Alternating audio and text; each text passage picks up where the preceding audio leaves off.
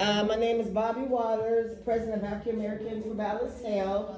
We are starting a few minutes ahead of time, so if you can kind of introduce yourself, what you would like to hear in the seminar, so he can kind of get to know the audience, what you guys may be wanting to know about.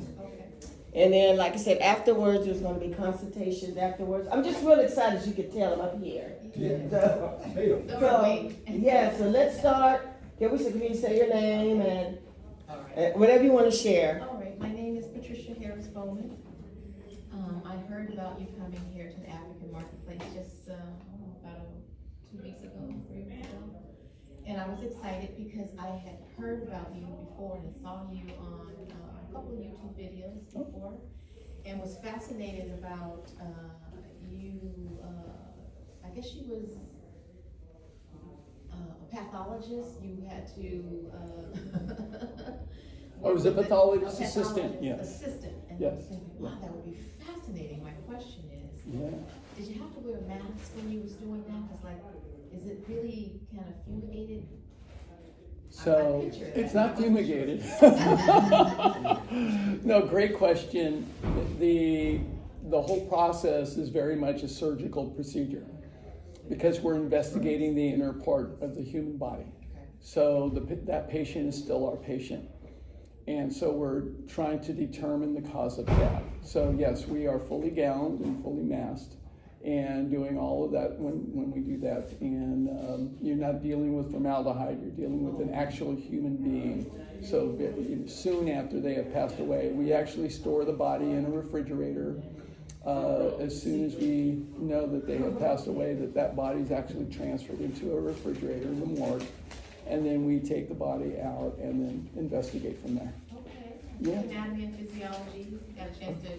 My portion was the brain. Okay, good. So it was very interesting. I removed a lot of brains. Thank you for sharing that. You're welcome. You're welcome.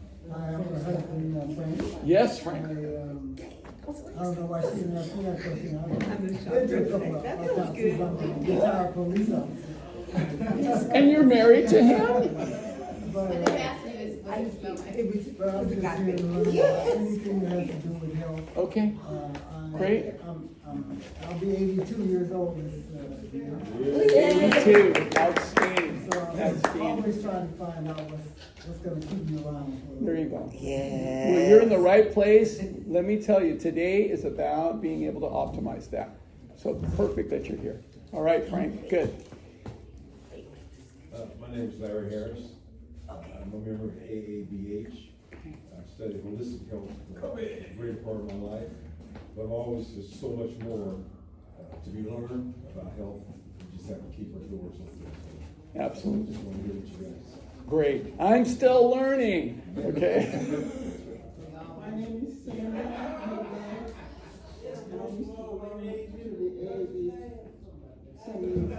Okay.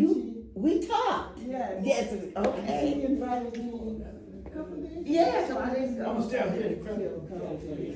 I'm just here to give them information. Okay. Great. Awesome. Awesome.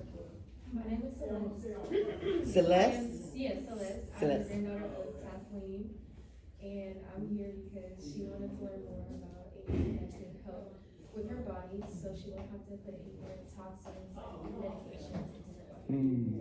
That's great. And you're going to help her. Yeah. You're going to be her accountability partner. Yes, you're going to support her. You're going to be her community. Awesome. Well, she's not saying what I was gonna say. So I'm here, help the body heal itself. Yes. All the toxins, synthetics, I don't want that. Are you currently on medications? I will say I'm supposed to be, but I'm not. Okay, got it. So Okay. I'm not doing it. Okay. So, All right. yes, and then to help her as she matures to go through, not to start. Right. Right. Perfect. Perfect. We want to prevent Yes. being on medications. Absolutely. Excellent. Okay. Okay, my name is Eloisa Bunn, and I came because I want to hear about thriving and not just surviving. And maybe I can hear some ideas on how I can get off of some of this blood pressure medicine and stuff like that, so. Okay. Okay. You're in the right place. It was exciting to just come out and hear what you have to say. Good. I've helped many people get off their hypertensive medications. Many. Okay, it's happened. But you have to do everything that I'm going to share about today. Okay, you have to be very coachable. How coachable are you? Okay. Hi, good morning. My name is Lillian LeBlanc, and I came up with her. Okay, good. That's good. That's great. Well, you can support her. She's faithful. Good. She's faithful. Let's see. Awesome. Awesome. It takes a community to do this. It really does. Okay. And you? Introduce. Yes, please tell me who you are and My why you're name here. is Sharon, and I have been a nurse for 35 years. And over the past, I would say the last 5 years, we always do, I work at the medical center. I've been part of what we call the strategic plan. And I'm always the one that's the outlier, because I feel, and I have mentioned time and time again, is that once you get hooked into the medical system, once they've got you with a chronic disease, they've got you. And I've asked them, what are we doing for health maintenance? Not maintaining your disease, but maintaining your health. And I never, all these doctors and nurses in these conferences have never answered that question. You know, and I always bring up, I go, you know, my mother, her mother, we all had our gardens, our little patch gardens. How come we don't promote that? Why are we not promoting anything to maintain your health? Only maintaining your disease at an acceptable level. Right. Right. Well, you are in the right place. Are you still a nurse? I'm still a nurse.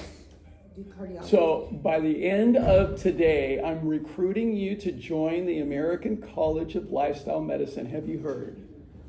No, I've not heard of it. Okay, good. This is going to be a great day for you. You are going to have the epiphany of epiphanies today. Okay. Just be ready. Okay? Today is the day you've been waiting for.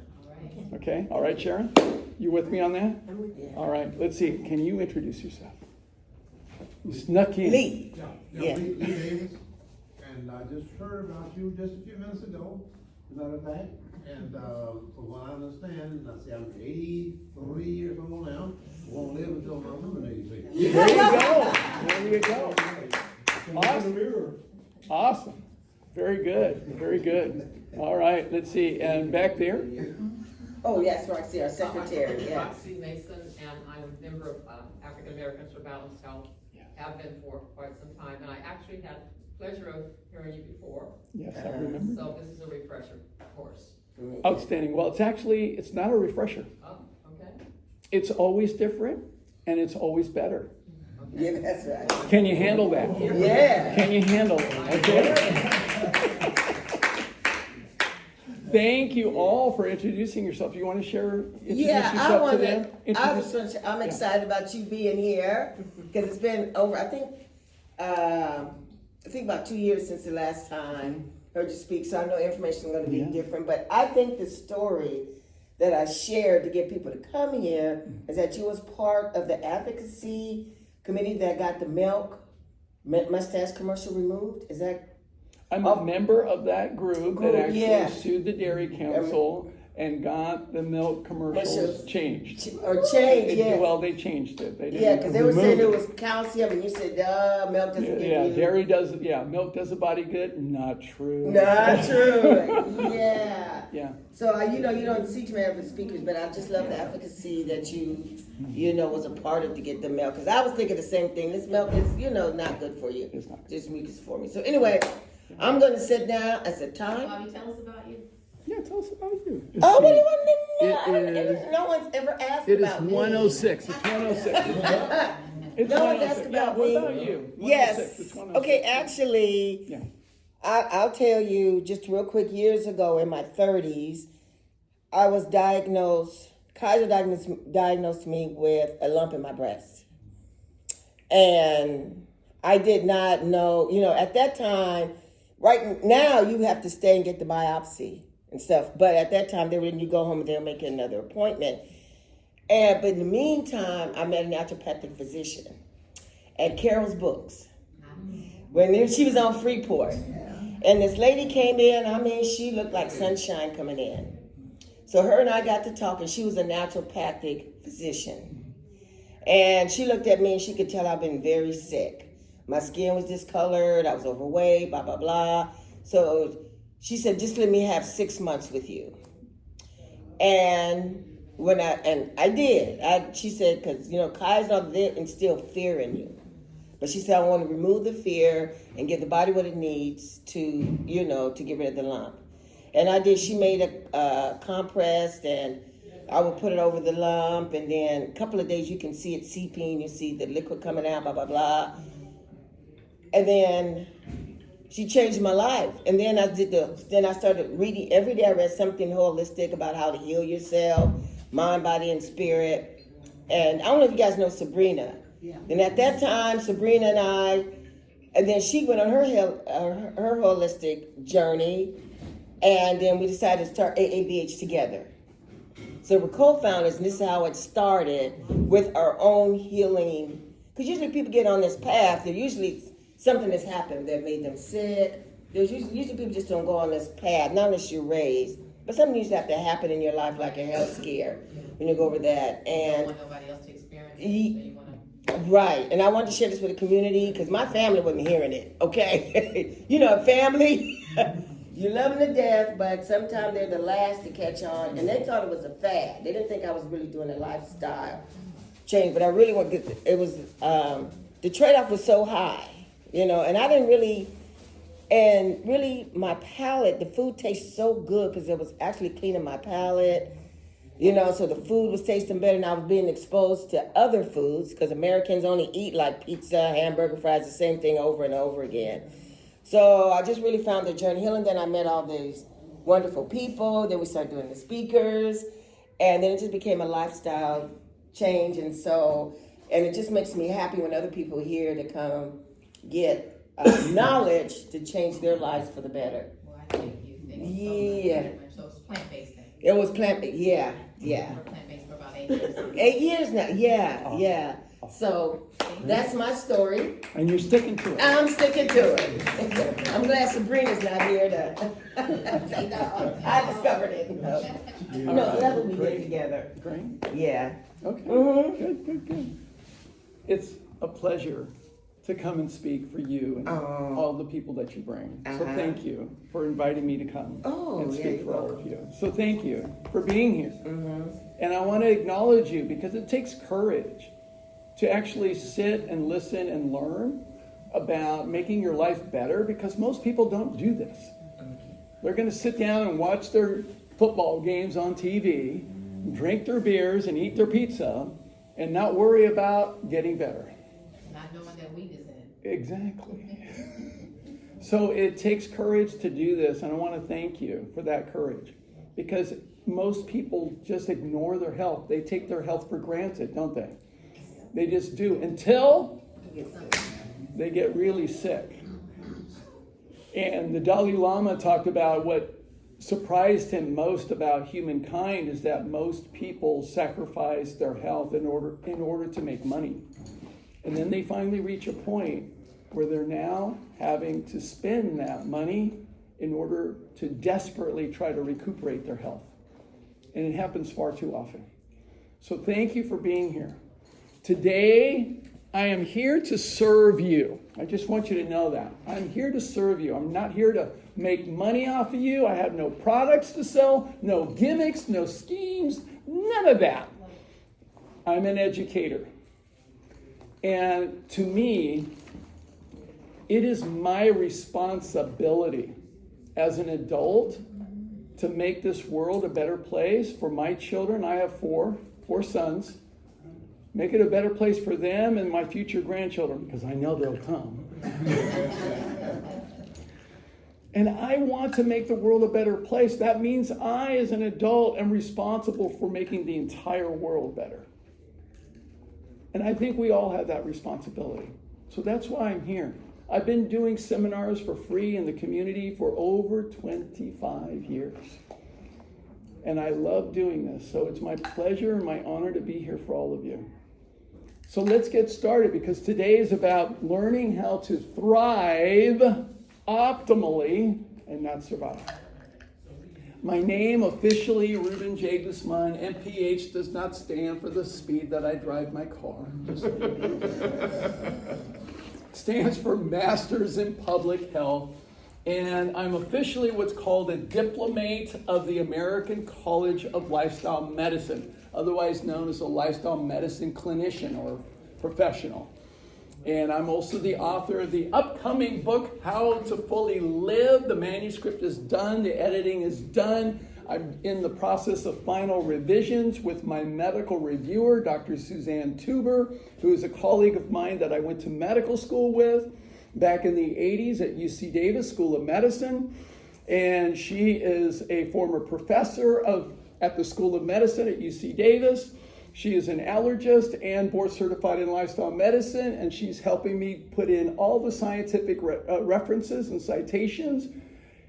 In the chapter on resilience, which we're going to talk about, that chapter alone has 90 scientific citations. Will that be enough reading for you, Sharon? Yes, no, it will. So I've got plenty of references. Everything is going to be evidence-based in this book. No weird stuff, no airy-fairy, none at all. So here's what we're going to cover today. We're going to talk about what's wrong in terms of our health and what's missing. So we're going to cover that. Then we're going to step into a conversation of understanding the difference between surviving and thriving, why that is, and how we can actually understand that so we can actually move in a very positive direction towards thriving in everything that we do. And then we're going to talk about building resilience. And I'm going to give you practical tips today in how to build your resilience in many different areas. All of it's evidence-based. Sharon, you're going to love all the research. In fact, I'm going to ask you all to fill out one of these cards. I'll give it to Bobby now. Okay, and then I'll. And then you can hand them out. And then fill it out. I'm going to send you a follow-up email. I will include chapter 1 from my upcoming book and chapter 18 from my upcoming book and send that to you. So you get to read that in advance. How's that as a free gift?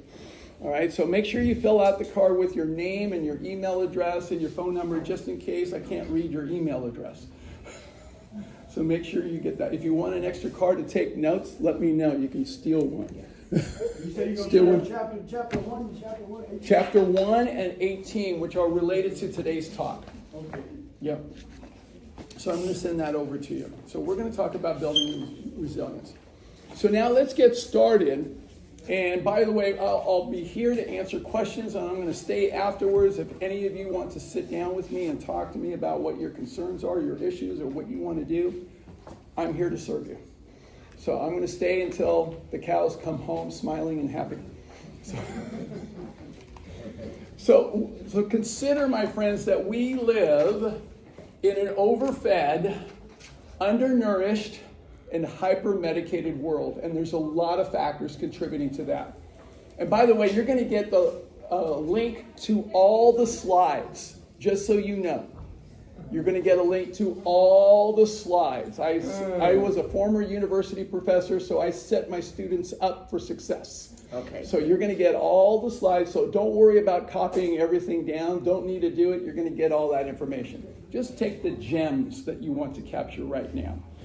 So here's the deal. We have so many additives in processed foods. 63% of the American diet is processed foods. Wow. And that's with a lot of additives and extracts. Our farming practices, we need to completely redo our soil. There's a group of farmers that are pursuing regenerative farming practices in this country that's really going to help to restore the farm. There's a wonderful documentary on Netflix called Above Ground. Common Ground. Common Ground. I invite you all to watch it. It's very inspiring. Our new normal diet there in the background. We got a lot of this kind of food. The United States comprises 5% of the world's population. However, we use 25% of all the medications in the world. And then sedentary lifestyle is absolutely crippling. If you sit down for 6 hours a day, you are losing 7 years of life. It absolutely is costly. And then we spend so much less time outdoors, and we need to spend more time outdoors. And disrupted sleep patterns are really problematic. We have more people on CPAP machines than ever before. We also know that if you have sleep apnea, your risk of developing Alzheimer's is 70%. Wow. So it's absolutely devastating. Now, what we show in the United States, about 74% of adults in the United States today, this is just recent, this last year, are overweight in the United States. That's 3/4 of the population. That's huge. Come and sit down. Don't hide. Come and sit down. All right. So that's, and that includes nearly 43% that are considered obese. So that's a huge percentage. When we look at the relationship of obesity to chronic disease, it's absolutely striking. What we see, this trend since World War II, 7.5% chronic disease to now 60% of our population. It's costly. If we look at this data, this was done from the Science Academy in New York City. 6 in 10 adults have chronic disease, 4 in 10 have 2 or more. And that's heart disease, cancer, chronic lung disease, stroke, Alzheimer's, diabetes, chronic kidney disease, and the list goes on. Especially autoimmune disorders. We have a lot of that as well. So there's a cost to all of this. It costs us time, energy, money, and quality of life. It's a frequent cause of bankruptcy. 41% of diabetics experience financial hardship due to medical bills. For diabetes type 2, the average additional cost is $16,750 per person per year. For heart disease, cardiovascular disease, it's an extra $19,000 per person per year. That's expensive. Does anybody have that as an extra savings account? I don't. Without insurance, without medical insurance. Right. But the medical insurance could cover that, but it's still added expense. That's why health insurance is costly. How many of you have experienced an increase in health insurance costs recently? This is contributing to that. It really is. So the impact of this is that people are drowning. They're drowning in this sea of worry, anxiety, apprehension, uncertainty, and everything else. They're drowning in this. And there's so much of this. If you go to the hospital, you will see this. So my question for you is this. Does it have to be this way? No. No, it doesn't. It just seems like it is. A lot of people say, well, everybody in my family has diabetes, I'm sure to get it too. Everybody in my family has heart disease, I'm sure to get it too. Everybody in my family has cancer, I'm sure to get it too. That's not the case. That's true. Yeah. It's not the case. So I learned a long time ago, one of my favorite teachers taught me, the secret to success is actually very simple. It really is. You want to know it? Yes. Study the successful people. And do what they do that everybody else doesn't do. So the question is there evidence of the healthiest and longest living people on the face of the planet? Yes. Yes? How do you find them? Well, I remember you from your lecture that time. Good. Test question. I forgot what part of the country they're in. Some kind of zones. The blue zones. Okay, it's called the blue zones. So Dan Buettner, many, many years ago, he came across some interesting information that there are these groups of people on the face of the planet that have the highest rate of centenarians, people over the age of 100. It's surprising. On average, there are about 20 people out of 10,000 that reach the age of 100. However, in these 5 areas on the planet, the rate is 80 people or more reaching the age of 100 out of 10,000. That's a 400% difference. Is that statistically significant? You would think so, right? So it's rather surprising. So Loma Linda in Southern California with the Seventh-day Adventists, the Nicoya Peninsula in Costa Rica, Sardinia, Italy, Ikaria, Greece, and Okinawa, Japan. Absolutely amazing. Yes? Yes, that Blue Zones was very interesting. Now, if I remember correctly, those people are living approximately 10 years longer on the average than people in the U.S. Is that what the Blue Zones, they're living longer? No, the average life expectancy in the United States is... Compared to people living in the Blue Zones. Oh, yeah. They're living about 10 years longer. At least 10. Yeah. At least 10. 10 years longer. Yeah, in many places it's about 15. 15 years, okay. 15 years difference. So I invite you to watch this documentary. It's called Live to 100, Secrets of the Blue Zones. It's on Netflix. Now I'm just going to give you the overarching picture. It's very good. So there's 4 major things that we saw with these groups of people. We've been studying them for over 20 years, 25 years. One is that they all move. They all are in action. They're moving their bodies, move naturally, and they move all the time. In fact, it's interesting. The people who live on hills actually live longer. Because their legs are stronger, and we know that stronger legs lead to what we call brain-derived neurotrophic factor, which means greater brain growth. So the more you use your legs, the better your brains will be. So they move, they do things by hand, they garden, they walk all the time.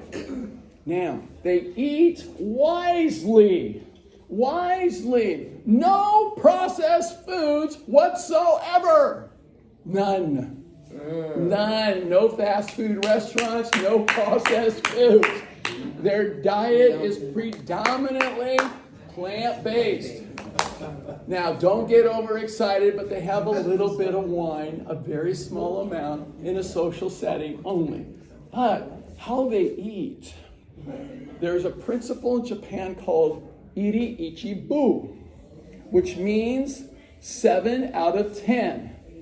So they eat to a point where they feel that they've ate enough 7 out of 10, not 9 out of 10, not 10 out of 10. They don't stuff themselves. So they eat to enough and they feel that's enough, 7 out of 10. Additionally, they have a positive outlook on life. Positive. They always take time to unwind from stress. They don't work all the way till 10 o'clock at night and then collapse and go to bed. No, they strategically take time to de-stress. Real important. There's a strong sense of faith amongst all these communities. They have a sense of connection to a higher sense of themselves. And to a higher, and also a sense of purpose. Everybody has a sense of purpose, even when they're 100 years old. They're all contributing. They're not put out to pasture. No, they all contribute. The grandparents and the great-grandparents are oftentimes the teachers for the children in the entire community. It's beautiful. And the 4th area is that they connect with each other. We know from the research, the number 1 factor contributing to your healthy longevity is the strength of your positive social connections. It's even more important than your cholesterol level. It's very important. So we see how important this is. So family absolutely is first. The quality of your partnership and intimate relationships, absolutely very important. And then finding your right tribe. In Japan, they have a special word for it. It's called Moai. M-O-A-I. Beautiful word. And that's a support network to keep in touch with all the times, even as you age. And it's beautiful. So these 4 are the things that we've learned from the Blue Zones. But Dan Buettner's not a clinician. These are just observations. Now, one of the things that I learned a long time ago was how do we actually distinguish surviving versus thriving. And it started for me when I had a conversation with my professor from California Lutheran University, Dr. Michael Kalitsky. He was my advisor. I was a biological sciences major. And one day, it was a comparative anatomy and physiology class. And he said, remember that all of life is in one of two states at any given moment. Either it is surviving or it is thriving, and that's all there is. And he said it like that, which kind of surprised me. Did you ever hear that in your training? No. I never got that in my training. So I heard this in undergraduate, and I asked him, how can that be, Dr. Kalitsky? And he said, sit with it, Ruben, you'll figure it out. Anybody ever had that? Oh, I hated that. So I sat with it for nearly 4 years, Sharon. 4 years. Later, I was in medical school at UC Davis School of Medicine. The first year of medical school, I took a class called embryology. Sharon, did you take that class? No, I took zoology. Okay, you took other things. But embryology is a fascinating class. So embryology is the study of the embryonic period of human development, from the moment of conception to the point where everything is there. After that, we call it a fetus. So it was very interesting because early on in our development, we all look like this, a ball of cells that you cannot distinguish any one of them. They all look the same. However, as time goes on, the ball gets bigger with more and more cells, and then it folds inward on itself, and then it starts to form this very interesting structure called the neural tube, which will begin to form what we call the limbic brain. That's the core of your brain, the central features, the amygdala, the hippocampus, all of those areas, and then it's all connected to the spinal cord, all of it. Now, here's what the professor said. This goes in early because it is the electrical system of the human body. We all experience and take for granted electricity now, don't we? Mm-hmm. We go into a room, it's dark. We look for the light switch. We turn on the light switch, and there it is. We have light. We take it for granted. Our human body has an electrical system for it as well. Welcome, welcome. Come on in. There's some seats right there and up here in front. Okay. So we take for granted the electrical system, but we have to have that. So there is an electrical system for the human body. It's called the central nervous system. This is what this neural tube becomes. And it's got two fundamental wires. Come on in. The chair's up here. Okay, very good. So we got two fundamental wires. We got a positive current and we've got a negative current. So the positive current is referred to as the parasympathetic state, the parasympathetic nervous system. The negative current is referred to as the sympathetic state. So we have the sympathetic nerves and the parasympathetic nerves for the entire body. You can't see it. You don't worry about it. You never go to a mechanic to try to get it fixed. But it's always there, and it's always working. It's the first system to turn on, and it's the last system to turn off. So it's always there. Now, here's what happens, and here's what the professor said. Once this system gets set up and turned on, we are either operating in the parasympathetic state or we're operating in the sympathetic state at any given moment. We can go back and forth between the two, but it's one or the other. When we're in the state of survival, we operate the sympathetic state. When we are thriving, we operate the parasympathetic state. And when he said that, I finally got what Dr. Kalitsky was trying to teach me. That all of life is in one of two states at any given moment. Either it is surviving in the sympathetic state, or it is thriving in the parasympathetic state. And that's all there is. You've got a couple seats right up in here. Come and join us, or one man. So here's the deal. When we're in the sympathetic state, we're in the state of survival.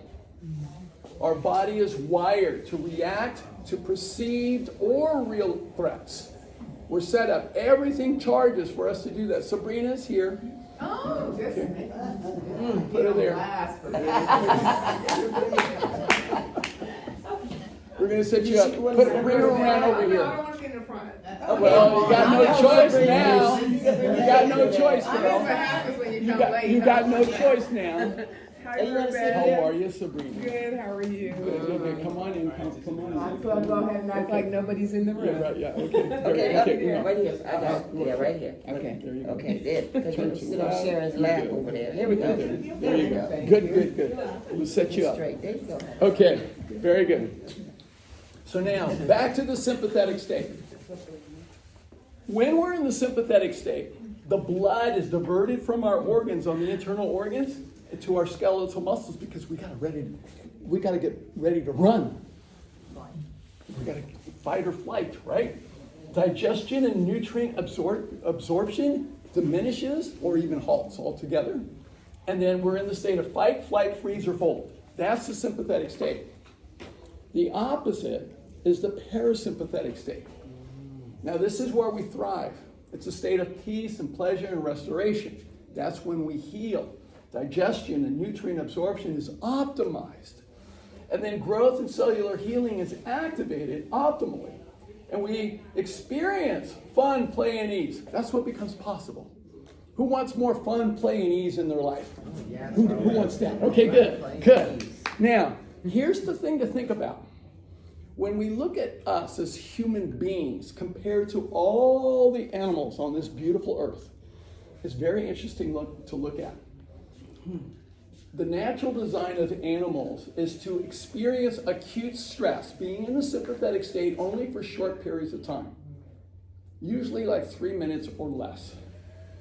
Animals only enter that sympathetic state for short bursts. However, humans have a malfunction, especially in the Western world, in the Western culture. Humans exist in a chronic sympathetic state due to psychological pressure and the lifestyle. And oftentimes, many people are experiencing this 24/7. People have difficulty sleeping, and they're worrying, and their anxiety is going on all night long. So it happens far too much. That's what gets us into trouble. Being in the sympathetic state far too much, far too often, and far too long. So the cost of chronic survival leads to all different kinds of chronic disease. Dr. Dean Ornish, one of my favorite mentors, he says that all chronic disease is the same disease. It just has different faces. Okay? So don't say, oh, this person's got heart disease, but I'll never get that. No. All chronic disease is the same disease. It just has different faces because our lifestyle factors trigger the genetics to turn on the particular genes for the particular disease that is for us. And everybody's a little bit different. So the thing is, all chronic disease is the same disease. It may show up in different ways. It's caused by being in the sympathetic state far too much, far too often, and far too long. Everybody with me on that? Everybody got it? So, there is a benefit, however, to short-term, intentionally designed acute stress. We want short periods of stress, like exercise and strength training. And for those who dare, cold plunge showers. Oh, yeah, that's rough. They're rough. And a little bit of work, like being out in the garden or chopping wood. Yes. Those kinds of things are helpful for us to condition our body to actually deal with stress and be more resilient. So we want this. What we show is that when we have too much stress for a longer period of time, it actually affects our brain function. We actually have brain scans from the Mayo Clinic, and we show that when we're in the sympathetic state, it leads to a completely different firing in the brain that contributes to depression, all kinds of personality disorders, even schizophrenia. Whereas when we're in the parasympathetic state, our brain is able to be much more coherent, we're able to think more clearly, we have positive energy patterns. It's very, very different. So it's very important for us to realize that when we're in the state of stress, it doesn't just affect our body, it affects our brain. Now, when it comes to well-being, a psychologist that was really wonderful, he died a few years back, but Dr. Wong talked about these 4 connections in the biopsychosocial spiritual model. For our total wellness, we need biological health, which is exercise, diet, and sleep. We need spiritual health, meaning, purpose, and self-transcendence. We need social health, empathy, and community, and kindness. And we need psychological well-being, quality of thoughts, and emotional intelligence. We need all of this. So when you go to the doctor, do they ask you questions about all of these areas? No, they're just checking about your symptoms that they're going to treat with the medication because that's the training. I know. That's why I left. Okay? So that's why I left. I said, no, it makes no sense. It makes no sense. So when I was in my first year of medical school in 1983, in that summer,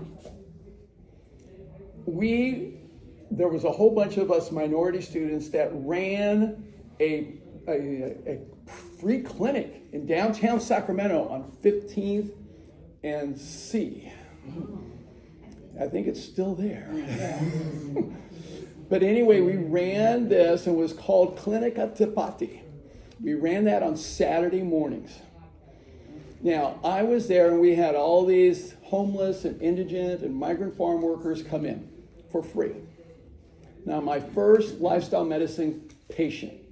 Now, we were allowed and taught to be able to interview the patients and do a workup, and then we had to go present that patient to the preceptor, the doctor who was in charge, an official MD, and was licensed. So I remember I had a gentleman, he was in his mid-50s, and he was a migrant farm worker, and he came in with gastrointestinal difficulties every morning. After he woke up, he was on the toilet for about 2 hours every single morning, and then he was fine. And he couldn't understand what was going on. So I interviewed him, and I asked him what he ate. And then I presented him to my preceptor, Dr. Garcia, I'll never forget. And he said, so, Ruben, so what's your assessment of this patient? And I said, lactose intolerance. Dr. Garcia looked at me and he said, what makes you think that? And I said, well, 2 things. 1, 70% of the world's population cannot tolerate lactose. And number 2, I had the same exact symptoms 2 years ago. And Dr. Glover diagnosed me correctly, and I stopped eating the ice cream, and I've been fine ever since. So what's your plan then, Ruben? I said, I'm going to educate him on how there is no species of mammal on the face of the planet that routinely nurses a different species of mammal, as Dr. Glover taught me. By choice. Yes, sir. I agree. Think about it. How many cows walk up to your doorstep and say, here, have some? Yeah. None. None. Yeah. None. And so I realized something was really important. So he said, okay, give it a shot. Have him come back next week. So I did. And he came back the next week, gave me this massive hug and a big smile. And he said, thank you, thank you, thank you. He felt so much better. It was extraordinary. That was my first lifestyle medicine patient back in 1983. So lifestyle medicine works Why? Because what we're doing is swinging the pendulum from being too much in the sympathetic state and moving it over here so that we can finally get to a point where we're basically operating the nervous system more in the parasympathetic state. And guess what happens then? The body heals itself. Just like when you get cut. When you were a kid, you remember those days? Yeah. Playing and you got scraped up and you went to your mother and she put that darn Mercurochrome on it and a Band-Aid. Who remembers that? I gave myself, I know. So the thing is, our body heals if we give it the right condition. So this is why lifestyle medicine works. So there's many areas that we focus on in lifestyle medicine. These are some of the major areas: nutrition, hydration, physical activity, emotional well-being, happiness, connectedness, restorative sleep, avoiding risky substances, and there's more. But these are the major spokes of your wheel of health. So just to introduce you to the American College of Lifestyle Medicine. So lifestyle medicine is the evidence-based medical specialty. It's a new specialty of the American Medical Association that treats root causes with therapeutic lifestyle interventions. And we say, do this first. It is how clinicians restore patient health and reignite the joy of practice. Just to let you know, the American College of Lifestyle Medicine is the fastest growing specialty in the American Medical Association today. The president of the American Medical Association is board certified in lifestyle medicine. So is his wife. So are some of the major directors of other health associations for the American Medical Association. We're making an impact. It's exciting. It's exciting. So we're going to see more and more of this. Grounded in 6 connected pillars: optimal nutrition, physical activity, stress management, restorative sleep, connectedness, and risky substance avoidance, lifestyle medicine treats, reverses, and prevents chronic conditions like type 2 diabetes, obesity, cardiovascular disease, and more. Doesn't that sound better? Yeah. Yes. Then, well, Mr. Jones, you've got diabetes, and I'm going to put you on medication, and you're going to be on that medication for the rest of your life, and you're going to have complications. You're going to need to come in and see me every single month, and your quality of life is going to be worse, and you're going to have a shorter life. I mean, come on, enough. Let's stop that. Right? Like, enough of that. So here's where we're at. We have to recognize something very important. Charles Darwin said this a long time ago. It is not the strongest of the species that survives, nor the most intelligent. Knowledge doesn't mean power. Knowledge is not power, it's the application of knowledge that gives you power. There it is. Okay? There it is. So therefore, it is the one that is most adaptable to change. That's using that intelligence in a positive way. That's who will survive. So we have to take it upon ourselves to be able to do this. Now, lifestyle medicine, we're out to empower as many people as we possibly can. And what we want you to empower you to do is build resilience. It's not about being perfect.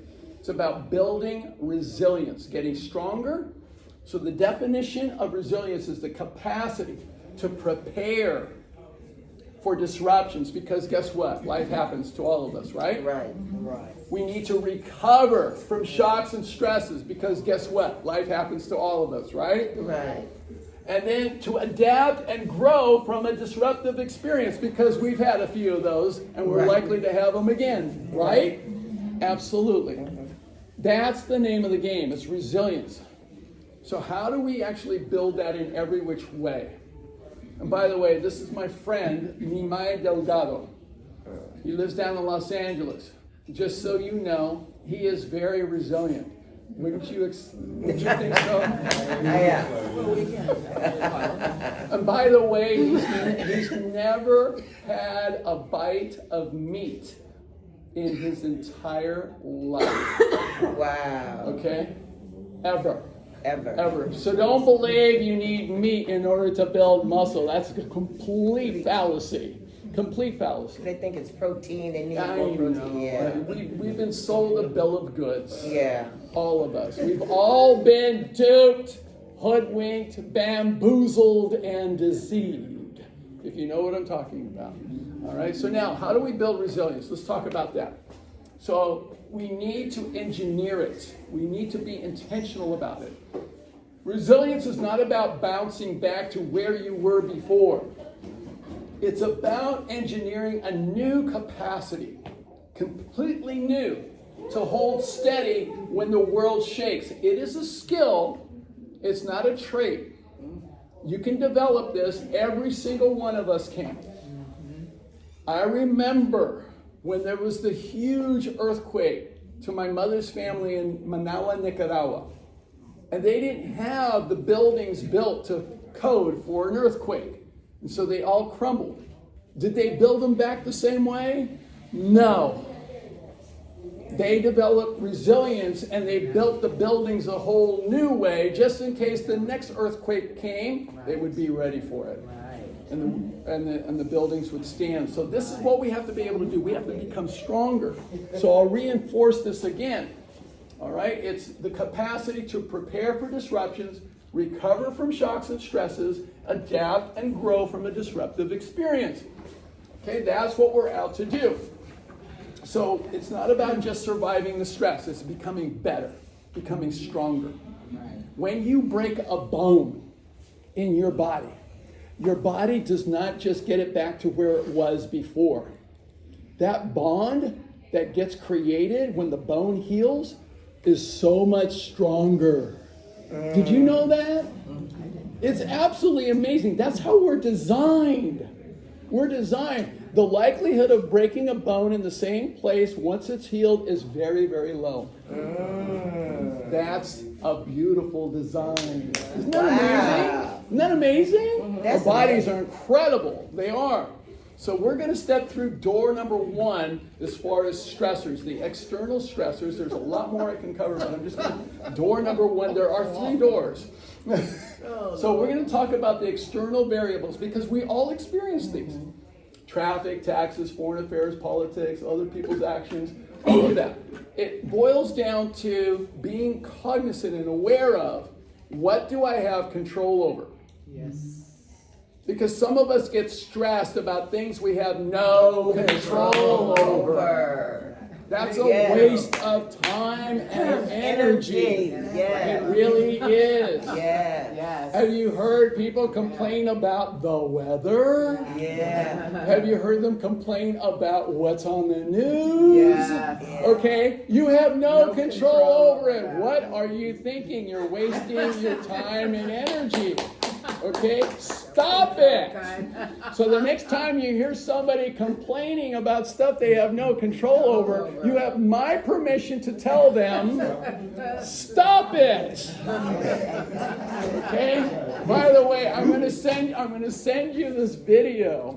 It is absolutely hilarious, but spot on. And it's Bob Newhart. Back in the day when he was playing Dr. Switzer, the psychiatrist, and a patient comes in because she is deathly afraid of being buried alive in a box. And and he says, I've got 5 minutes and it's $5. I don't make change. And then so he says, tell me about your problem. And she explains she's afraid of being buried alive in a box, being in elevators, being in cars, being on the train underground. So he says, so it sounds like you're claustrophobic. And she said, yes. So, okay, I'm going to give you 2 words now to help you deal with this situation. And she said, should I write these down? He said, it's only 2 words. You should be able to remember. Okay, so here we go. 2 words. Stop it! You got to watch the rest. You want $5 back. Now, what our checker, like our gauge, like when you drive a car, you have a dashboard, okay? And so you have ways to check what's going on inside your engine that helps you to understand. We have the same thing. So one of the things that helps us to understand what's going on in our body is something called the vagus nerve. It's cranial nerve number 10, operating right from the brain, is part of the central nervous system, but it interacts with our heart and our gut. So it's a long nerve. And the thing is, we'll experience symptoms like we'll have rumbling stomach and tightness in our gut. Sometimes we'll have fluttering in our heart. We'll have PVCs and fast heartbeats and things like that. So we'll have that, right, Sharon? Yeah. And you see it all the time. What kind of nursing do you do, by the way? Cardiology. Oh, you see it all the time. All the time. You bring the patient a needle before you, or fingerprint, they call them. Yeah, they faint. They faint because you show them a needle and they faint because the vagus nerve took them out. Yeah. It just completely took them out. So the thing is, we can actually measure that. Now, some of you, how many of you have wearables? You have some kind of a device that actually checks your body. You can get these today. I have one. So I check my heart rate variability. Heart rate variability is a very good index for you to be able to understand how you're dealing with stress. So we want to see a heart rate variability usually above 30. Mine was 40 today, which is good. Okay, it was good. So we want to see that. So it's a very interesting thing to actually measure this and see this. Now, here's the step-by-step process. If you don't have a wearable, you can actually think your way through stress. 5-step approach. It's called STARR. STARR. Now remember, you're going to get all the slides. Remember, you're going to get all the slides, so don't worry about that. As long as you fill out one of these and give me your email address. Okay, so I got plenty of these. Now, first, you want to stop. Remember, stop it. So you just have to stop in your mind. Stop and interrupt the automatic chatter in your mind. And we all have it, right? Yeah. We all go there. That guy, what was he thinking, cutting me off on the freeway here? We go on for several minutes. Stop it. Yeah. Stop it, okay? Second, very important tool, take a breath. Now I'm going to coach you on this in a minute. Very important to do it and to do it really well. Third is to appreciate and shift your neurochemistry from complaining and moaning to being able to actually appreciate and be grateful. Because I say this every single day. I say every time I eat, thank you, God, for everything. Yes. Yeah. Yes. For everything indeed is a blessing. Now, when you can wrap your head around that, it will change your life tremendously, I promise you. Appreciate. Then reframe the threat into a challenge that you can overcome. How do I get around this? Ask that. And then you respond. You take positive, clear action.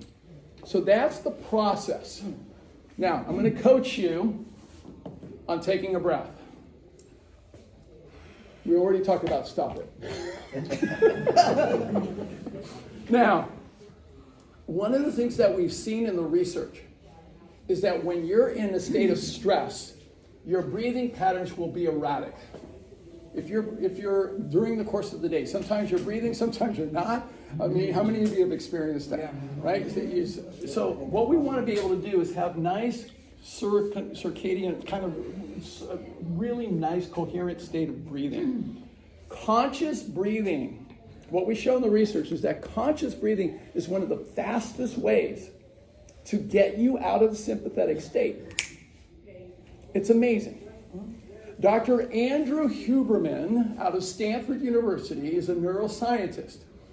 Now, it's interesting. We've known for a long time that when we sleep, we do this interesting breathing pattern. Every now and then, so we'll breathe normally. Inhale, exhale. Inhale, exhale. And then every now and then we do this. We inhale, pause, inhale deeply, and then long exhale. Now, all animals do this. How many of you have dogs or cats? How many of you have ever seen your dogs or cats do that because they sleep 16 hours a day? Yeah. How many of you have seen that? I mean, you will notice they will do that. We do it too, but we're not aware of it. Now, what we have shown is that breathing pattern, we're designed to do that, and there's a lot of physiological reasons to that.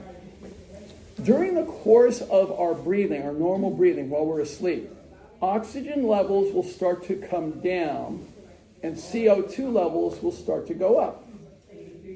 And then we do that physiological sigh, and it rebalances the oxygen level and the CO2 levels back to optimal. And then it slowly goes back to where it was again, and then we reset it again. So we will do that periodically.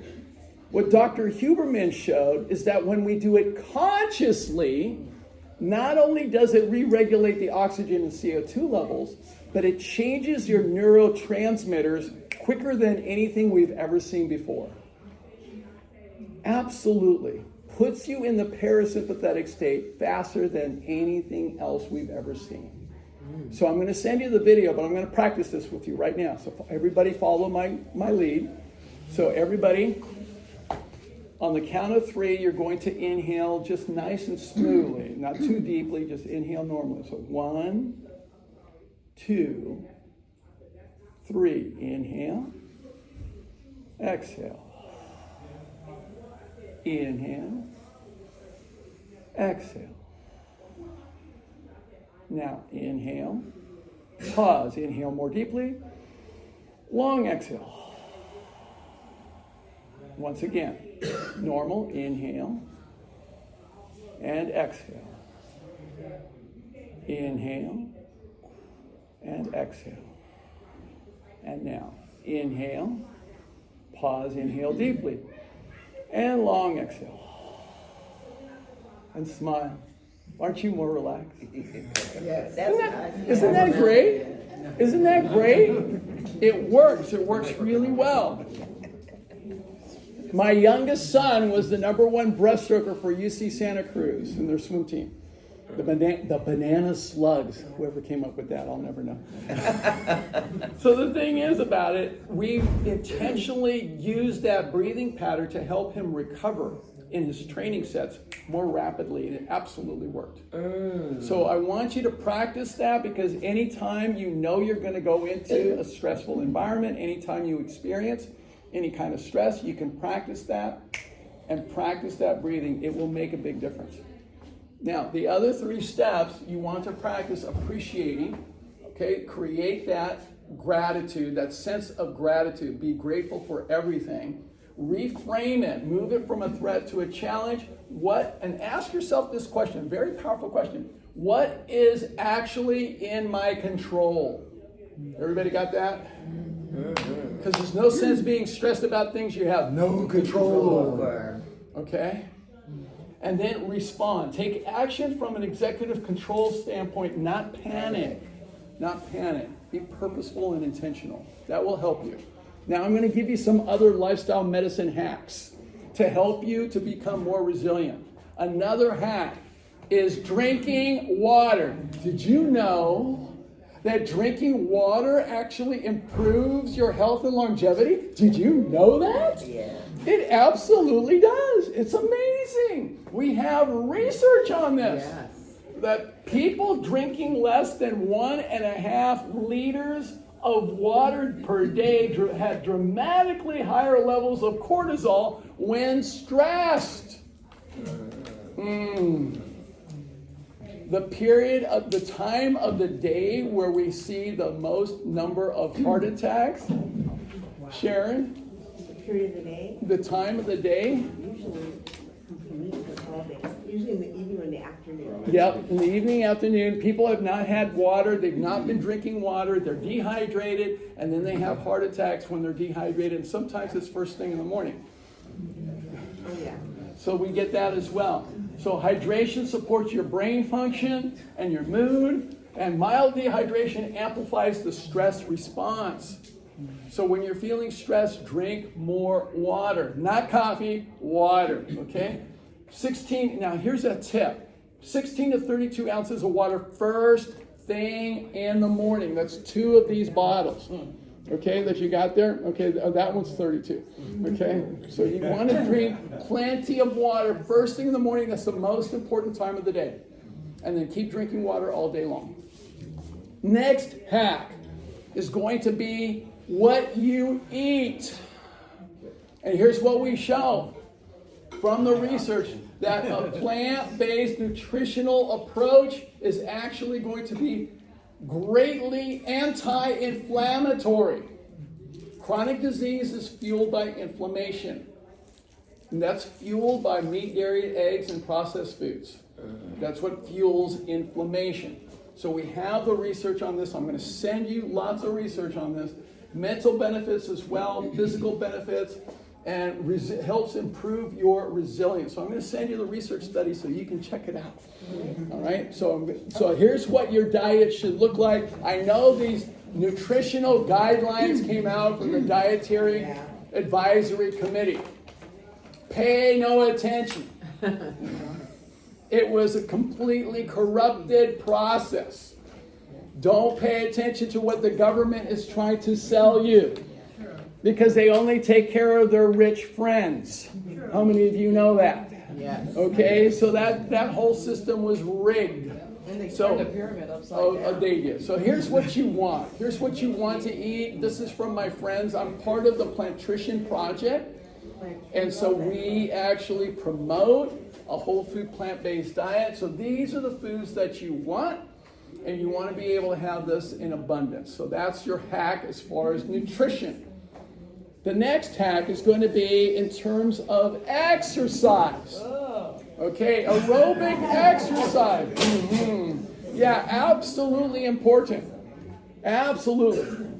We show in the data from Yale and Oxford, an international study, I forget how many thousands of people were involved, but 150 to 300 minutes per week of exercise, aerobic exercise, generates more happiness than having an extra $25,000. How they figure that out, don't ask me. But the thing about it, it makes you happier.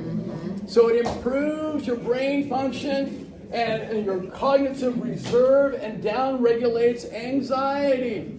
One of the things that I've worked with so many people that have had anxiety, they've come to me with anxiety, and I've made sure that they increase their cardiovascular exercise. Works like a charm. The next part of your exercise regimen that you want to be engaged in is strength training. Right. Absolutely. Now, we know from the research that it's anti-aging. Okay, it's anti-aging to do strength work. And the neurochemical markers of brain neuronal density are improved, and the body grows stronger. So I brought my little tool here. There are no excuses for not doing strength training. None whatsoever. I'm getting warm already. So the thing is, you can get these stretch bands. I'm going to send you a link. You can get a really good quality set of stretch bands, all different strengths and all different levels of resistance, for $30. It's not a gym membership. Okay? It's not expensive. And you can do these. All you have to do, this is just an example of one exercise, but you can do exercises like this. I do these every day, twice a day. First thing in the morning and last thing before I go to bed. So I do these exercises. I got a whole bunch of exercises, lots of things to do. Plenty of exercises that you can do. All kinds of things. And you can work your whole body. No excuses. Everybody with me on that? Yes. Okay, Yes. Good. $30. The next hack, you're going to love this one. I love this because it works so well. Now, I have to confess to you, for the last 25 plus years, I have been engaged in salsa dancing. Oh, I love salsa dancing. I've been on a dance team. Yes. I have performed. Yeah. I have competed, and I've even taught. Wow. But here's the data on this. We show Albert Einstein School of Medicine showed the reduced risk of dementia is largest against everything else by dancing, frequent and partner dancing. 76%, much better than reading crossword puzzles or bicycling and golf. Golf. Okay? So And you it's want to fun. dance. Think about all those people that did the jitterbug, and all those wonderful dances years and years ago. My godparents, Mike and Mercedes Messina, they met during the Korean War. He was a naval officer. They met at the USO, and they met dancing. And they could dance everything. And they danced every Friday and every Saturday night at the Officers Club in San Pedro. For over 60 years that they were married. They danced to the very day that he died at the age of 86. Wow. And I danced with my godmother 6 years later when she was 92. Wow. And she was the best dancer there at my parents' 50th wedding anniversary. It was extraordinary. So dance, and it's never too late to start. You're never too old to do this. Yes. And we actually show the benefits of dancing even with things like Parkinson's disease. It's extraordinary. So you want to dance. Gotta dance. Gotta dance. Gotta dance. Can we have a silly example of your dancing? No, not now. After. But you have to be my partner. You should see the joy that came on your face. What's that? You see the joy that came Oh, on your yeah, face. sure. You see the joy on her face. Yeah. We don't have enough joy. Right. You need that. You know, and it is. Yes, absolutely. And I can tell you this from my experience. If I had a bad day, I went out dancing and I felt great. Yeah. Every time. Yeah. Every time. It works. Yes. Where's pickleball in there? Because we play pickleball. Would that be? I don't see the recent research on it. There's a lot of people involved in it. Yeah. I would expect it to be somewhere in here. Okay. Yeah. Okay. I want to ask you about, because I read a lot of stuff about dementia. Yeah. And one of the things that I read most about is that you learn a new language, or you learn how to play an instrument. Yes. Those are the two major things that, from my studies, that I found. Right. So this is the first time I ever seen dancing as Shocking, isn't it? Yeah. Yes. Because think about it. When you play an instrument, it does improve because there's what we call neurological integration, because you're having to do a lot of things. I play the accordion. I've been playing it since I've been 6 years old. So I play the accordion. There's a lot of integration because I have to work the bellows. I have to be able to play the notes without seeing them on the left hand and then the right hand, all that stuff. So there's a lot of neurological integration that's going on. Absolutely wonderful to play a musical instrument. But when you dance, especially partner dancing, now there's connection. Now, when I lead someone, I'm responsible for the choreography of the dance. I have to listen to the rhythm. I have to be in tune with the rhythm, because if you're not in tune with the rhythm, it's not dancing. It's just shaking. So I got to be able to step in rhythm, and I've got to make sure she's safe, and I got to make sure she's got a smile on her face, because I got to be doing my job right, and I got to make sure she is absolutely having a wonderful time. So there's so much involved when it comes to dancing. We have research studies out of Japan and other places that we put people that were seniors in ballroom dancing classes, and in 1 month's time, their cognitive age was 10 years younger. Wow. So we know it's dramatic. It's not just Albert Einstein School of Medicine. There are many studies. I'm going to send you a whole bunch. Yeah, because I know you're going to love it. I just saw this thing this morning. Right. I'm looking at these looking at these tapes. And they were doing the Lindy Hop and the Yeah. Jitterbug. Yeah. And all of a sudden it dawned on me, they wasn't talking about going to exercise, they are exercising on the virtual music. Yes, Right, they are. They right. are. Yeah, there is a couple that I love watching them every now and then. Otmar and Dietmar is the first, is the guy's name, and his wife, and they dance, and they're almost 90 years old, and they do swing and Lindy Hop and all that stuff, and they're amazing. They are amazing, so it's extraordinary. Works well. Question, Sabrina. Yes, and I'll make a statement with the dancing. Anybody who knows me know I love to dance. And so sometimes when we're watching TV, there's a lot of music programs, especially PBS. Yeah. If there's something to dance to, I'll just get up, especially if I know I Right. haven't done that Sure. much exercise. Yeah. I'll Right. just get up and start dancing in the living Right. room, whatever. So There that's you what- go. And then I can even really get down, but, because ain't nobody watching. But There you go. what I wanted to ask is trampoline. There was Trampoline? Trampoline. Yeah, Yeah. trampoline.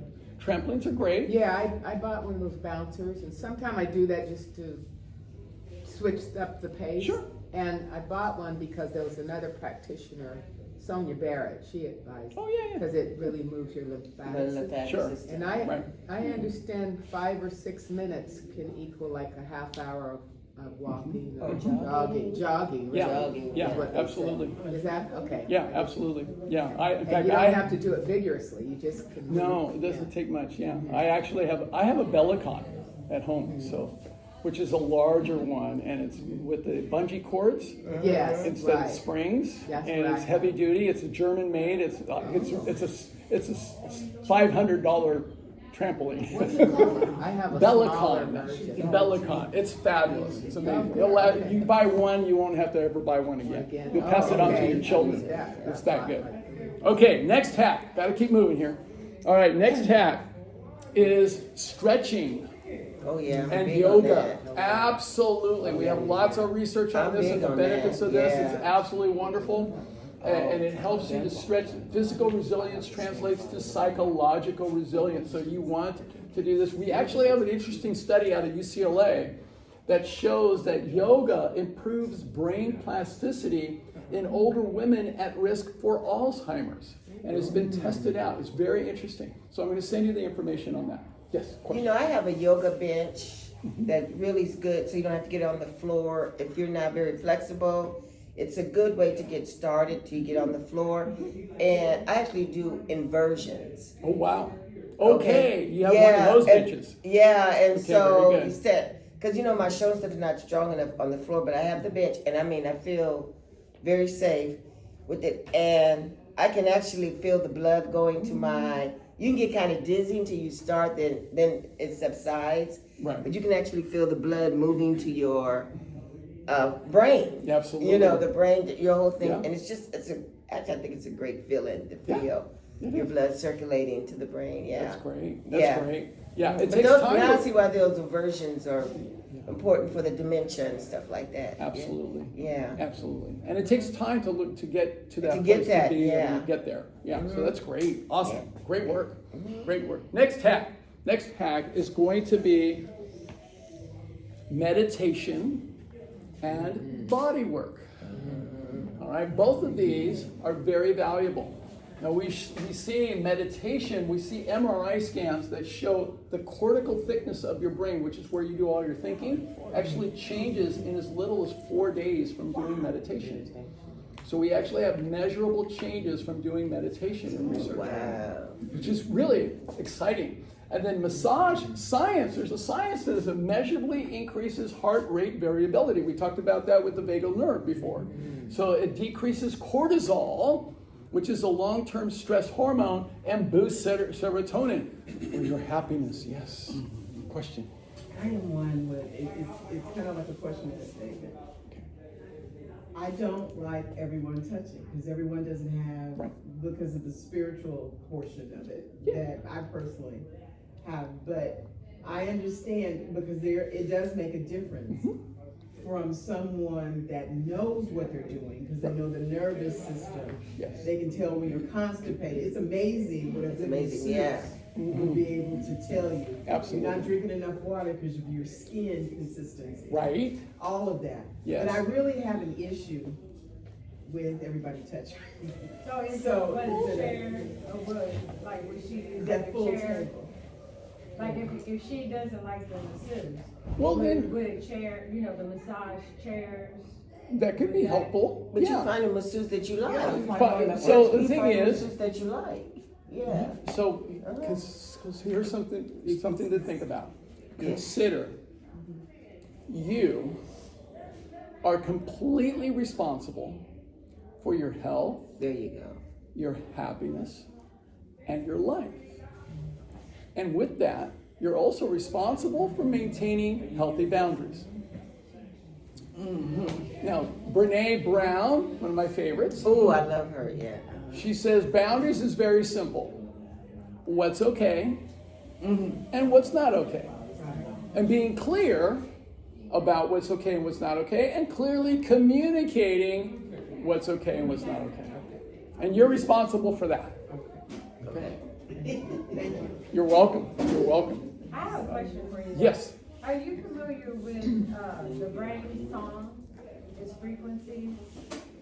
Brain song. S-O-N-G. I haven't heard that. Yeah, it's supposed to be for frequency. Okay. Yeah, I just wondered if you Sound therapy works really well for the brains. There's all kinds of things like that. Yeah, absolutely. Very good. All right, so now that's all the hacks for today. There's more in my book. So here's why you want to take on everything that we talked about today. Why? How many of you are parents? How many of you have family? How many of you have grandchildren? Okay, lots of you. Whether you like it or not, every single person here is a leader. Whether you like it or not. We are all leaders.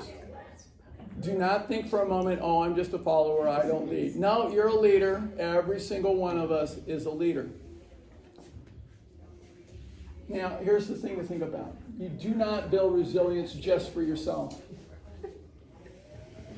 We all lead by example, whether we like it or not.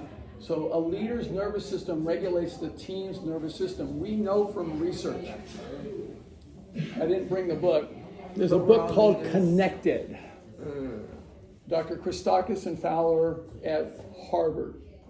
And they show that you not only impact the people directly in your life, in your social circle, but you also impact the friends of your friends, and you also impact the friends of your friends' friends. It goes 3 layers deep, and it goes outward. You affect all of those people, and it also goes the other way around. They all affect you. So it's really important that we understand this. One of my students, he called me because he's gotten what we call the Braden impact. That's his grandson.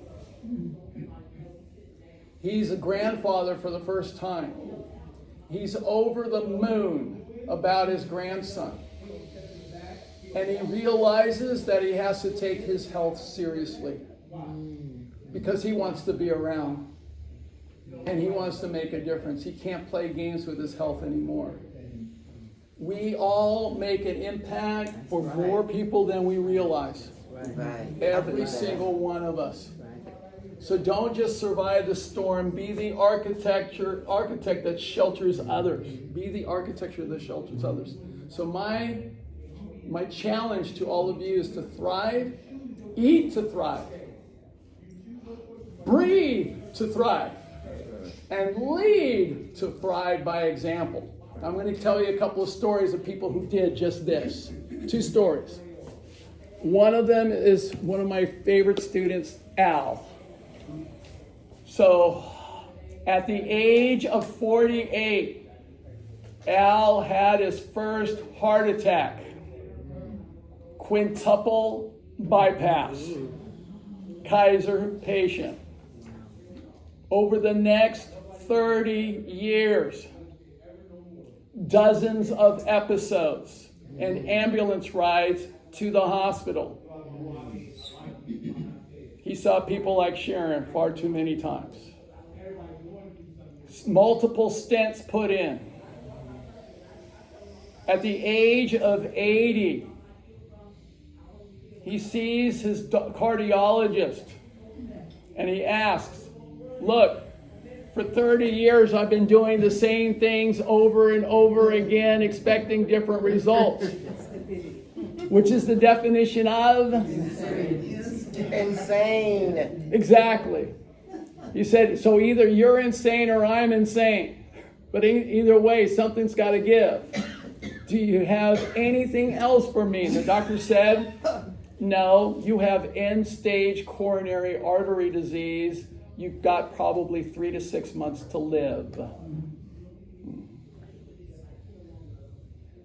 So Al said, there's got to be something else. And the doctor said, well, there's this new class that you can go to. Check it out, see if it helps. So Al went to this class. The teacher walked in, overweight, out of shape, and she said, this is a new class on plant-based nutrition. I hear it can really be helpful. I'm going to try it out myself. And so she had all the students, she recommended 3 books. I'm going to list them to you in the follow-up email. How Not to Die, Prevent and Reverse Heart Disease, and the China Study. Al is a very smart man. He was a researcher for NASA. Very, very smart man. He read all 3 books, cover to cover. Immediately changed his diet. And then he came to one of my seminars. He found me. And in my seminar, he came to realize that he needed to change his entire social network. He had a whole bunch of people with stinking thinking in his social network. You know what I mean? Yes. And so he did intentional work. He asked me, how do I do this? I said, here are all the meetups. Go. Have lunch with people, have dinner with people, meet people, and get to make new friends. Create a whole new circle, because your health is going to be shaped by your friends, their friends, and the friends of their friends. 3 months later, Al invited 25 new friends to his 81st birthday party. I was one of his guests. So that's great. And a few weeks ago, we celebrated his 90th birthday. 90th birthday. The doctors gave him 3 to 6 months, and he had over 100 people there. Yeah, wow. It was extraordinary. And this is his wife, who also, she was skeptical at first. She would cook the food for him, but she didn't eat it. Until she was diagnosed with cancer. And then she changed her diet, and the cancer is in remission. So now they both come to my community dinners every Sunday. So you're all invited, by the way.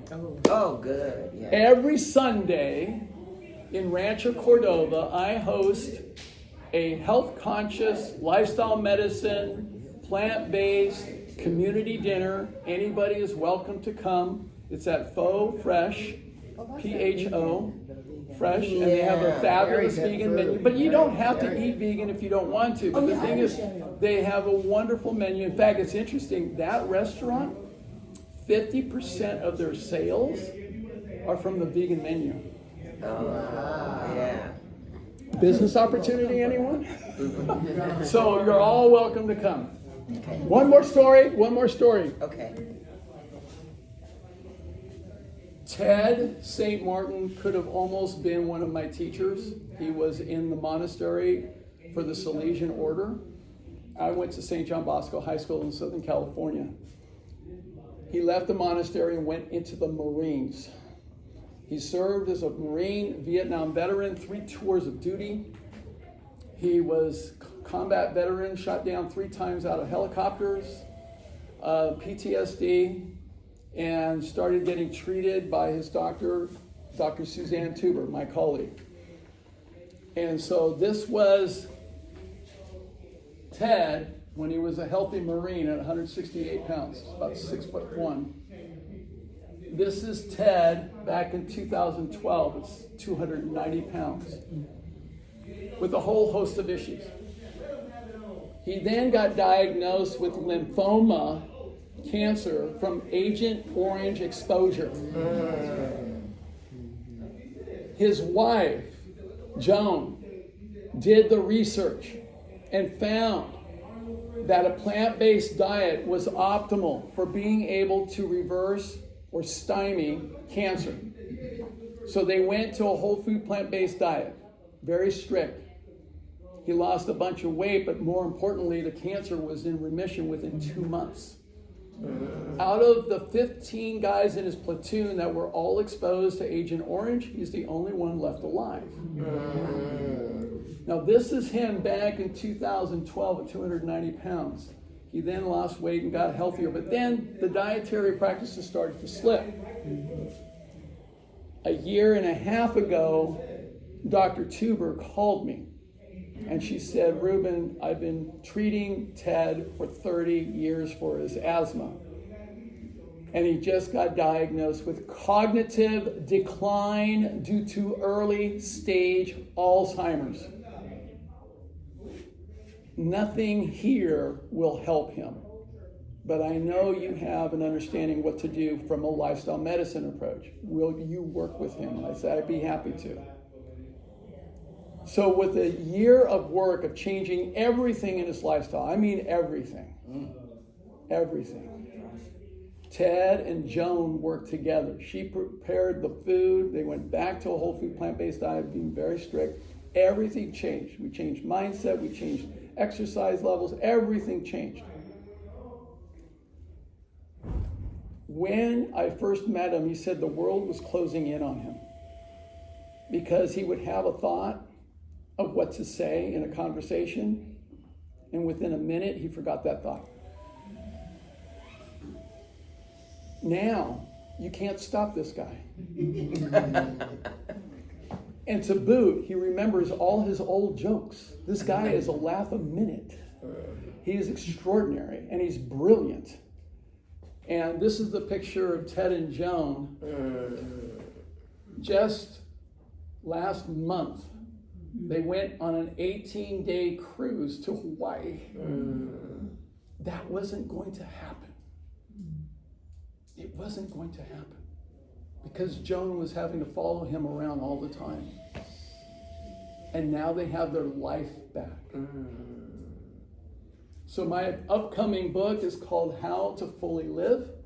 It will be out soon. We're finishing it up. I'm trying to get it. If you give me your email, make sure you give me your name and your email address on one of these cards. Some of you came a little bit later. So make sure you get a card. Please pass this to some of the people that need one. She needs one. Who else needs one? Back there needs one. And get a card. Make sure you get a card. I will send you an email with the follow-up information from today. In addition, you'll be on my mailing list. So when my book is ready to come out, we'll do a book signing session here. Oh yeah, heck yeah. That'd be Yeah, great. we'll do that. We'll do a special session. Okay. I'll talk to Bobby. We'll do a session here. We'll have an extraordinary time. All right, so let's see. Questions? Anything? Yes, Bobby. You know, when Sabrina went through your coaching, she Yeah. shared information with me when you talk about 3 layers. Yes, right. Okay, and I think the biggest impact that I never heard from anyone is about the oils. Yes. If you can talk just about 1 minute. Sure. Because now when we cook the oil, it's already rancid. All that kind of stuff. Yeah. And so that's been a big change on getting off the seed oil and olive oil and more on olive oil. But just, if you can just explain the oil thing. So, yeah, I have a little video on what about oil. Yeah. So here's a couple things to think about. Oil is a processed food. It's not a whole food. The whole food is the olive. You're better off just eating the olives. It takes about 28 to 30 olives to make 1 tablespoon of olive oil. Wow. It's a processed food. By the way, historically, can anybody tell me the first historical record of the use of oil? Anybody know? No. Mummification in Egypt with the pharaohs. They dressed their bodies in oil because it embalms the bodies really well. Yes. So when you what's that? That's why they stay so young looking. That's what exactly, because they completely caressed all their bodies in oils. And now here's the thing. I have a friend that's a mortician, and he says that in the last 30 years, because oil consumption has gone up, morticians don't need to use as much formaldehyde. Because they're already pre-embalmed. Oh, wow. Wow. There you go. So you don't need the oil in your diet. It's 100% fat, and you don't really need it. And you can cook without it. You can prepare food without it. I'll send you information on how to do that. There's plenty of ways to do it. Okay. Question there. Just real quick, since we're talking about oil. Yeah. My mother has an issue where we're trying to have her gain weight. Mm-hmm. And I was just told that healthy oils to use on her food. So, What that's oil? a yes or a no. What healthy oils it is Like suggested? coconut oil was suggested, butter was suggested. She needs- No, you don't need the refined oils. What you need are healthy fats from plant-based fats. I can go back to that slide and show Like you avocados? nuts, seeds, Now she has IBS. and avocados. What? Okay, Has but IBS. so Where the acid- irritable bowel syndrome. So now here's the thing. The IBS will get much better if she gets more fiber in her diet, but in little doses. Microdosing. I've done this many, many times. And she needs to be drinking smoothies because it breaks down the fiber so it's much more digestible, and the IBS will get better. So talk to me later. Thank you, sir. You're welcome. Okay. Okay, what else? Other questions? Yes, one more. So what's the moral of the story? With the oil? With the oil? Come early to my seminar. So you don't miss the moral.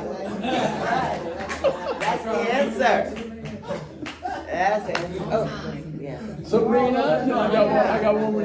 Okay, so I do want to announce real quick so before he ends Hold on. that he'll be around for another hour or Oh, yeah, so yeah. to give private one-on-one Yeah. sessions. I don't know if you're going to have it here or Yeah, another I'll do it space. here. I'll set it up. Right here. Yeah. I don't know, 5 or 10 minutes. Also, too, they want to announce that there's rooms in here to rent or use for seminars. This room, the next room, and also the digital cafe. So if you're interested, like we have to rent this room, you can talk to Nasir and Faith about renting spaces here because they want the community to use the rooms for functions. Okay? I'm gonna make And this. if people don't know, Nasir and Faith. Oh, yeah, they own the Nubian Yeah, family family. store that's right out front door to the left. Okay. Yeah, the Nubian family store. So Yeah. And they have a lot of wellness products in A there. lot of wellness products Yeah, there, so too. you might want to go in there anyway. Yeah. Right. So then you just let us know how you want to organize the private. We You want will. people to leave, okay? I don't know. how A much final time we quote, have. a final quote, Uh-huh. one of my favorite quotes. Uh-huh. Okay. So life is not a journey to the grave to arrive in a pretty and well-preserved body. No. Mm-mm. But rather to skid in broadside, thoroughly used up, totally worn out, and loudly proclaiming, wow.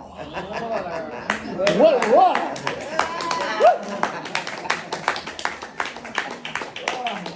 So that's how you want to go out. Right. And that's what we're committed to in lifestyle medicine. That's the natural. All right, so make sure that you get my contact information. You want to scan this if you want to get my contact information. I'll stay, I'll answer more questions. Could you do that skit again? I'm not going to repeat it. I'm not going to repeat it. No, one time only. You had to be there. That was cute. Yeah. Is your faux fresh, is that PHO? PHO Fresh. And that's a Vietnamese restaurant? It's a Vietnamese restaurant. And Rancho you're Cordova? Rancho Cordova on Coloma Road, 10673 Coloma Road. You're all invited. And when is it, the last, when is it? Every Sunday. Oh, every Sunday. Every Sunday, At we're what there. time? 5 o'clock to 7 p.m. Oh, And we yes. and by the way, you'll get a chance to meet Al and Ted and Joan because they come almost every Sunday. And there's salad and stuff back there too, I forgot to announce. Okay. I'd also like to announce that there is dancing at the Digital Cafe across the hall. Really? At 2:30. Yeah. Okay, cool. Okay. Did everybody get a card to fill out? Do I need to fill mine out? Yeah, my Yes, no, please fill Okay, it out. okay. I'll just put mine. Okay. All right, please fill out the card. How are you? Because otherwise, did you get a card? I thought so. 2 cards, you got it. And you. You're welcome. You're welcome. Come on. I don't have a pen at the moment. I have a pen.